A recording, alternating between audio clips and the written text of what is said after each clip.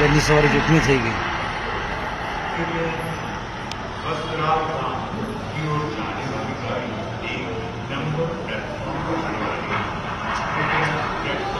ভারতে বিমান দুর্ঘটনায় প্রধান উপদেষ্টার শোক প্রকাশ, প্রয়োজনে সব ধরনের সহায়তা দিতে প্রস্তুত বাংলাদেশ। ভারতের আহমেদাবাদে এয়ার ইন্ডিয়ার একটি বোয়িং ড্রিমলাইনার বিমান 242 জন যাত্রী নিয়ে বিধ্বস্ত হয়েছে। এ ঘটনায় গভীর শোক ও সমবেদনা জানিয়েছেন অন্তর্বর্তীকালীন সরকারের প্রধান উপদেষ্টা ডক্টর মোহাম্মদ ইউনূস। ওয়ালটন আবারও মিলিনিয়ার অফারে ওয়ালটন ফ্রিজ কিনে আপনিও হয়ে যেতে পারেন মিলিয়নিয়ার। মিলিনিয়ার ছড়াছড়ি দেশ জুড়ে, এটা শুধু ওয়ালটনই পারে।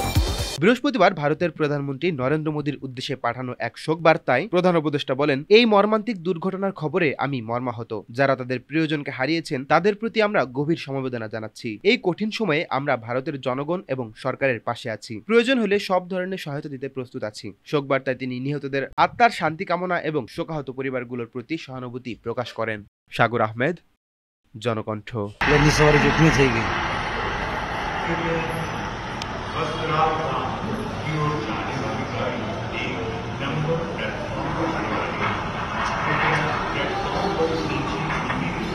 पूरा ही गया होगा कोई